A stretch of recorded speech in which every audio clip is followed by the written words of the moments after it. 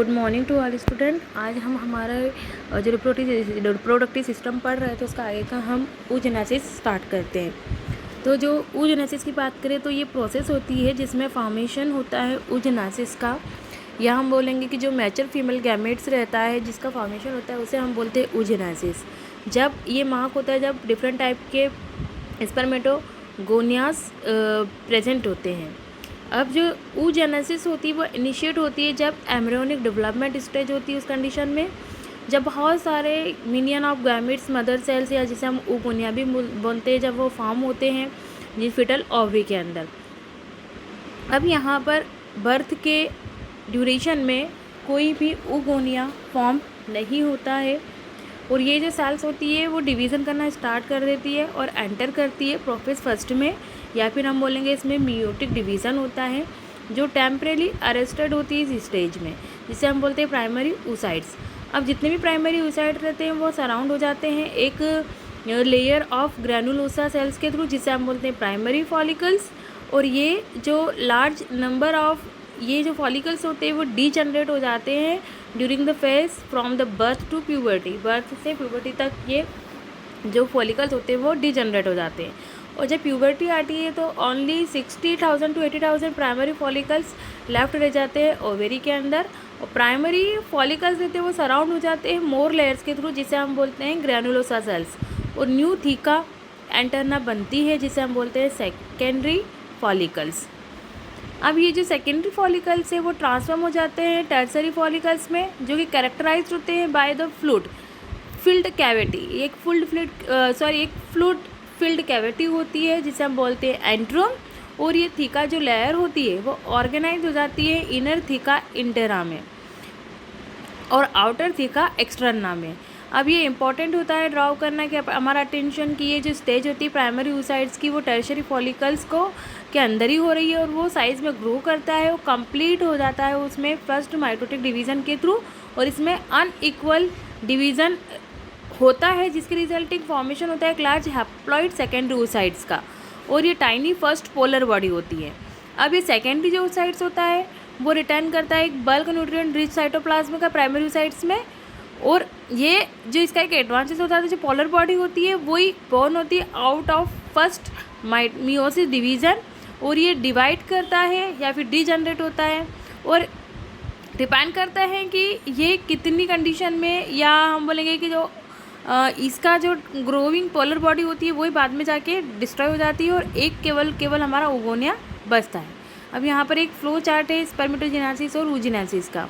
oogenesis है, oogenesis में first miotic division होता है, प्राइमरी oocytes बनते हैं, फिर प्राइमरी oocytes के बाद इसमें मियोटिक डिवीज़न होता है और सेकेंडरी oocytes बनते हैं। सेकेंडरी oocytes में वापस से फिर डिवीज़न होता है और इसमें पोलर बॉडी फॉर्म होती है और एक ओवम फॉर्म होता है। नेक्स्ट हमारी मेंस्ट्रुअल साइकिल।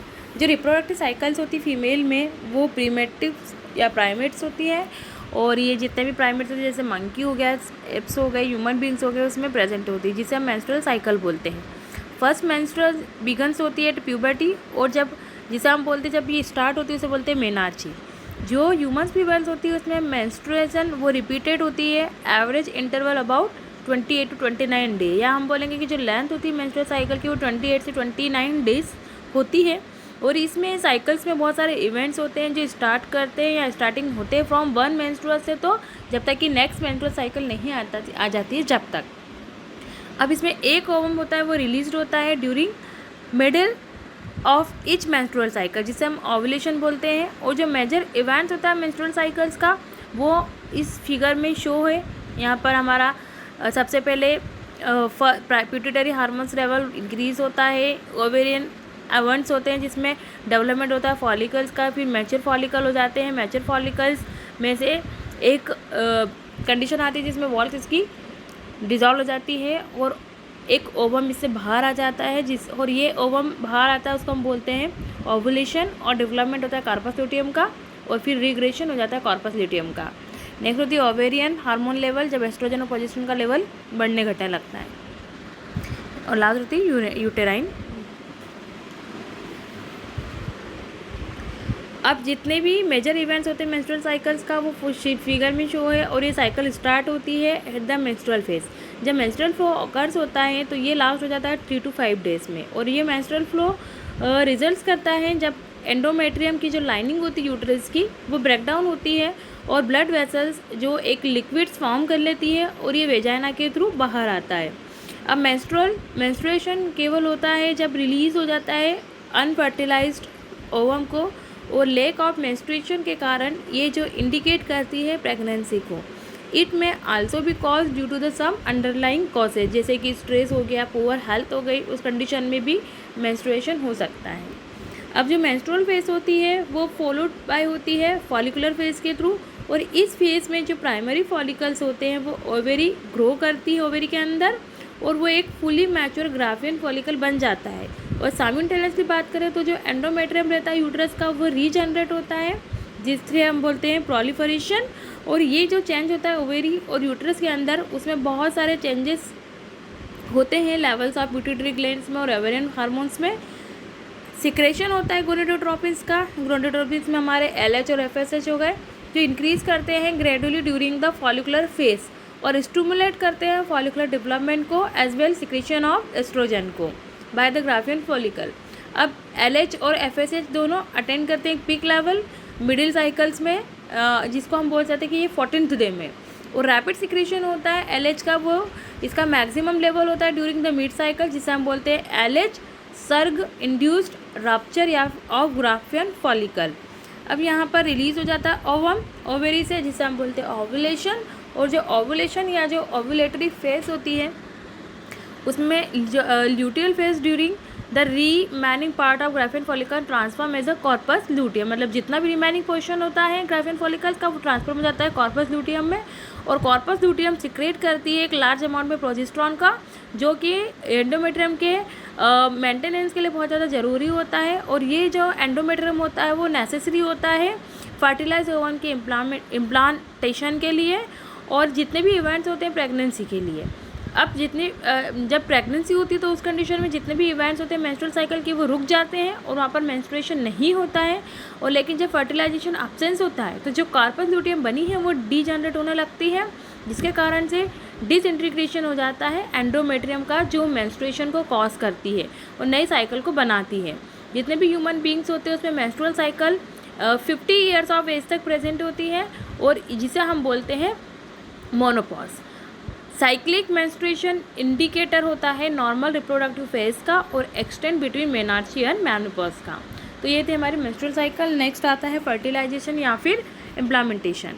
तो जब कॉपुलेशन होता है, जिसे हम बोलते हैं कोइटियस, सीमन रिलीज्ड होता है by the penis into vagina, या हम इसे इंसेमिनेशन भी बोलते हैं। तो जो भी मोटाइल स्पर्म होते हैं वो स्विम कर जाते हैं रैपिडली और वो पास हो जाते हैं थ्रू द सर्विक्स और वो एंटर कर जाते हैं यूट्रस में और फाइनली रीच कर जाते हैं जो ओवेरी या हमारी जो फैलोपियन ट्यूब होता है उसका एम्पुला वाले पार्ट में।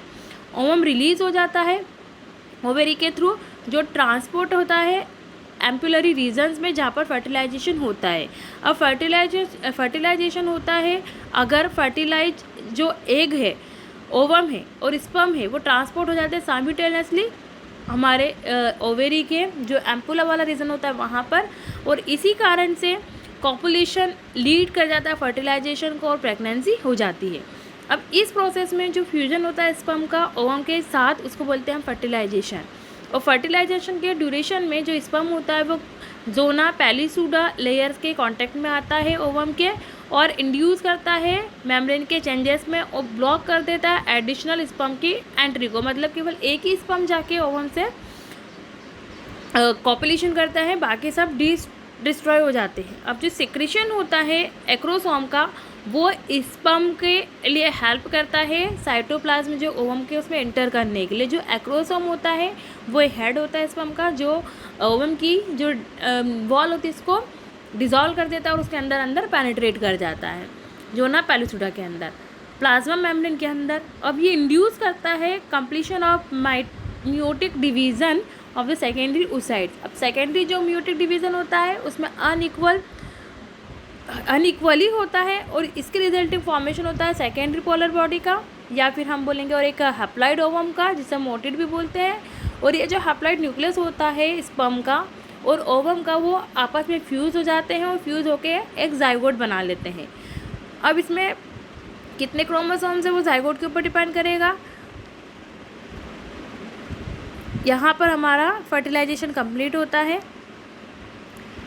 नेक्स्ट है हमारा प्रेगनेंसी के बाद या हम इम्प्लांटेशन की बात करें तो इसमें जो फिंगर लाइक प्रोजेक्शन अपेयर होते हैं थ्रोम्बोप्लास्ट का, जिसे हम बोलते हैं क्रोनिक विलाई, जो सराउंडेड होता है यूटेराइन टिश्यू के थ्रू और एक मैटरनल ब्लड के थ्रू।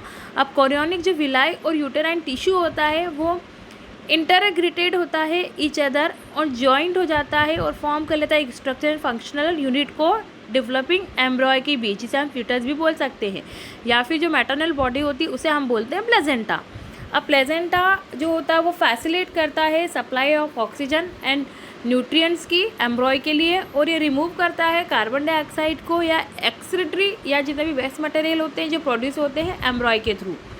प्लेजेंटा कनेक्टेड होता है एम्ब्रॉय से थ्रू एम्ब्लाइकल कॉर्ड, जो कि हेल्प करता है ट्रांसपोर्ट ऑफ सब्सटेंस के लिए और किससे एम्ब्रॉय से। प्लेजेंटा आल्सो एक्ट करता है कि एंडोक्राइन टिश्यू के थ्रू और प्रोड्यूस करता है बहुत सारे हार्मोन, जैसे कि ह्यूमन कोरियोनिक गोनेडोट्रोपिन जिसे हम HCG बोलते हैं, या फिर ह्यूमन प्लेजेंटल लैक्टोजन जिसे हम HPL बोलते हैं, एस्ट्रोजन और प्रोजेस्टेरोन हार्मोन को। जब लेटरल फेज होती है प्रेगनेंसी की, जो हार्मोन होता है वो रिलैक्सिन हार्मोन होता है जो सिक्रेटेड होता है ओवेरी के थ्रू। और हमको ये पता होना चाहिए कि जो HCG और HPL और रिलैक्सिन हार्मोन्स होते हैं वो प्रोड्यूस होते हैं ह्यूमन में केवल और केवल प्रेगनेंसी के थ्रू।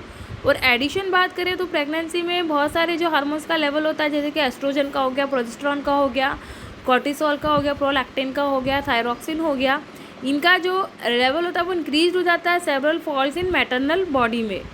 अब जो इंक्रीज प्रोडक्शन होता है इन हार्मोन्स का वो इसेंशियल होता है फीटल ग्रोथ को सपोर्ट करने के लिए, उसके मेटाबॉलिक चेंजेस के लिए मदर के अंदर, और मेंटेनेंस करता है प्रेगनेंसी के लिए। और इमीडिएटली इम्प्लांटेशन के बाद जो इनर मास होता है या फिर एम्ब्रॉय होता है वो डिफरेंशिएट हो जाता है इनटू आउटर लेयर में, जिससे हम बोलते हैं एक्टोडर्म, और ये जो इनर लेयर होती है उसे हम बोलते हैं एंडोडर्म। मेसोडर्म जल्दी अपेयर होती है एक्टोडर्म और एंडोडर्म के बीच में, और ये जो 3 लेयर होती है वो एक टिश्यूज़ बनाती है किसी भी एडल्ट का या ऑर्गन्स का। और ये मेंशन करना में हमको इनर सेल्स जो मास कंटेन करता है, इसमें सर्टेन सेल्स होती है जिसे हम बोलते हैं स्टेम सेल्स, जो कि पोटेंशी या हम बोलेंगे कि टिश्यू और ऑर्गन्स को बनाती है। नेक्स्ट हम बात करें तो जो कितने फीचर्स होते हैं एम्ब्रॉयनी के डेवलपमेंट के, कितनी मंथ की प्रेगनेंसी होती है, तो ह्यूमंस की जो प्रेगनेंसी होती है लास्ट हो जाती है 9 मंथ में, और हम सभी को पता है कि यहाँ पर कितने मंथ होते हैं जो लास्ट हो जाते हैं। एलिफेंट में अलग होते हैं, डॉग्स में अलग होते हैं, कैट्स में अलग होते हैं। हम ह्यूमन बीइंग की बात करें तो 1 मंथ ऑफ प्रेगनेंसी के बाद जो एम्ब्रॉयज होता है उसका हार्ट फॉर्म हो जाता है। फर्स्ट साइन होता है ग्रोविंग फीटस का, जिसमें नोटिस करते हैं कि हम उसके हार्ट साउंड को लिसन कर सकते हैं स्टेथोस्कोप से थ्रू। और जो एंड होता है 2nd मंथ प्रेगनेंसी का, उसमें जो फेटल होता है वो उसके लिम्स और डिजिट्स डेवलप होने लगते हैं। और जब 12 वीक्स कंप्लीट हो जाता है, जिसे हम फर्स्ट ट्राइमेस्टर बोलते हैं, तो मोस्ट ऑफ द मेजर जो सिस्टम्स होते हैं वो फॉर्म होने लगते हैं, जैसे कि लिम्ब और एक्सटर्नल जेनाइटल ऑर्गन्स हो गए, वेल डेवलप हो जाते हैं। फर्स्ट मोमेंट जो फीटस की होती है या अपेरेंस हो जाते हैं हेयर का उसके हेड के ऊपर ऑब्जर्व करते हैं वो 5th मंथ में। और by the end about 24 weeks या हम बोलेंगे 2nd ट्राइमेस्टर के ख़त्म होने पर जो बॉडी होती है पूरी की पूरी फाइन हेयर से कवर्ड हो जाती है, आईलिड सेपरेट हो जाती है, आई लैशेस बन जाते हैं। और जब हम 9 मंथ की बात करते हैं प्रेगनेंसी के, तो जो फीटल्स होता है वो फुल्ली डेवलप हो जाता है और डिलीवरी के लिए रेडी हो जाता है। एंड नेक्स्ट होता है हमारा पार्चुरेशन या फिर लैक्टेशन। पार्चुरेशन मतलब चाइल्ड बर्थ। तो जो एवरेज ड्यूरेशन होती है ह्यूमन प्रेगनेंसी की वो अबाउट 9 मंथ होती है, जिसे हम गेस्टेशन पीरियड बोलते हैं। और यहाँ पर वेरियस या हम बोलेंगे वाइग्रियस कॉन्ट्रैक्शन होते हैं यूट्रस में जब प्रेगनेंसी का एंड होता है, जिसे हम बोलते हैं एक्सपल्शन या फिर डिलीवरी ऑफ फीटस। जो प्रोसेस रहती है डिलीवरी ऑफ फीटस की चाइल्ड बर्थ की, उसे हम बोलते हैं पार्चुरेशन। और पार्चुरेशन इंड्यूस होती है by complex neuro endocrine mechanism के थ्रू, जहाँ पर जो सिग्नल्स होते हैं पार्चुरेशन के लिए वो ओरिजिनेट होते हैं फुली डेवलप फीटस से और प्लेजेंटा से, जो कि इंड्यूस करते हैं माइल्ड यूटेराइन कॉन्ट्रैक्शन को, जिसके कारण से फीटल इजेक्शन रिफ्लेक्स होता है। और ये ट्रिगर्स होता है, रिलीज करता है ऑक्सीटोसिन को फ्रॉम द मैटरनल पिट्यूटरी, और ऑक्सीटोसिन एक्ट करता है यूटेराइन मसल्स पर, जिसके कारण से स्ट्रॉन्ग यूटेराइन कॉन्ट्रैक्शन होता है और स्टिमुलेट होता है फर्दर सिक्रीशन ऑफ ऑक्सीटोसिन का।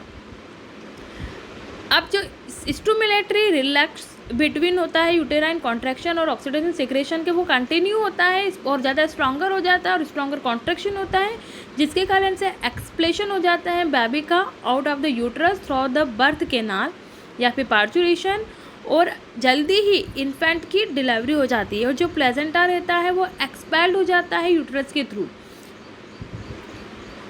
अब मेमरी जो ग्लैंड्स होती है फीमेल्स की, वह अंडरगोन डिफ्रेंशिएट हो जाती है ड्यूरिंग द प्रेगनेंसी और स्टार्ट करती है मिल्क का प्रोडक्शन करना towards end of the pregnancy by the process called lactation, जिसके यही हेल्प करता है मदर को फीडिंग कराने में न्यूबॉर्न को। और जो मिल्क प्रोड्यूस होता है इस कंडीशन में इनिशियल फ्यू डेज में लैक्टेशन का, उसको हम बोलते हैं कोलेस्ट्रम, जो कि कंटेन करता है बहुत सारी एंटीबॉडीज़ जो इसेंशियल होती है न्यू बॉर्न बेबीज़ में एक रेजिस्टेंट डेवलप करने के लिए। जितनी भी ब्रेस्ट फीडिंग होती है during initial period of infant growth is recommended by doctor for bringing up a healthy baby के लिए वो रिकमेंडेड करता है।